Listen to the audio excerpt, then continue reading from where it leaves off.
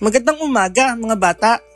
Ngayon ay tatalakayin natin ang isang anikdotang pinamagatang Astel, San Ka Galing ni Abigail C. Hoson. Narito ang mga layunin na dapat nating matutunan sa araw na ito. Una, nahihinuha ang damdamin ng sumulat ng napakinggang anikdota.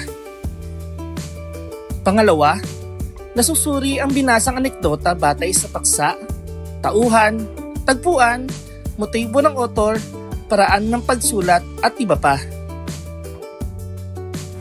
Astel, San Ka Galing ni Abigail C. Hoson.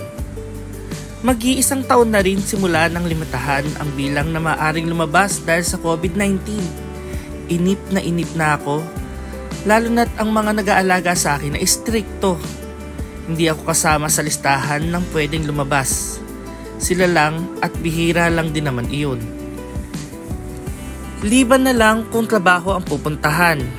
Isa pa'y wala raw silang ipantutubo sa akin kapag nahuli ako ng pulis. Yan ang palaging sambit nila. Ngunit alam ko naman na mahuhuli lamang ako kapag hindi ako nagsuot ng face mask at face shield. Dahil yan ang sabi ng kapitan namin. At saka 17 taong gulang na ako. Sinusunod ko ang kanilang nais dahil ito naman ay para sa aking kabutihan. Minsan, sa kainipan ko ay naisipan kong yayain ang mga kaibigan kong lumabas. Siguro'y dala na rin ng pagabagot nila kaya madali ko silang napapayag. Nang sumapit na ang dilim ng araw na iyon at nakapaghapunan na kami, nagsara ako ng pintuan ng kwarto ko para isipin nilang ako ay tulog na. At saka ako dumaan sa bintana at marahang pumuslit sa babahagyang nakabukas na gate. Sinundo ako ng isa sa mga kaibigan sa kantong malapit sa aming bahay at nagpunta kami sa lugar na napag-usapan ng grupo. Nagkasiyahan kami at hindi na malayang lumagpas na pala kami sa curfew. Swerte na rin at hindi kami natsyempohan ng mga rumurondang barangay tanod. Alas 11 na ng gabi nang ako ay makabalik sa aming bahay. Marahan ang aking mga naging kilos. Inakyat ko ang noon ay sarado ng gate.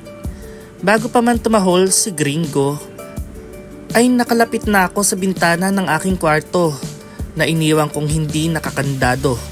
Bago ako umalis, dali-dali kong tinalon ang bintana upang agad makapasok at hindi mahuli ng aking tatay. Tagumpay! Ang patawa-tawa kong sambit nang biglang bumukas ang ilaw. Napasigaw pa ako sa takot nang malaman kong may ibang tao sa kwarto ko. Nanlumo ako nang makita ko ang bulto ng naka-uniforming lalaki na nakahawak pa sa switch ng ilaw. Ay, pulis! Nahuli ako ng kuya ko. Natitiyak ko na ang sermon pagkatapos ng agahan bukas. Hindi na ako uulit pagkatapos ng sermon bukas. Magaling! Isang mahusay na pakikinig at pagbasa. Ngayon, subukan naman nating sagutan ang mga gabay na tanong upang mas lubusan nating maunawaan ang aralin. Una, ano ang maihinuha mong pangunahing kaisipan ng binasang akda? Pangalawa, ibigay ang mga katangian ng tauhan sa akda.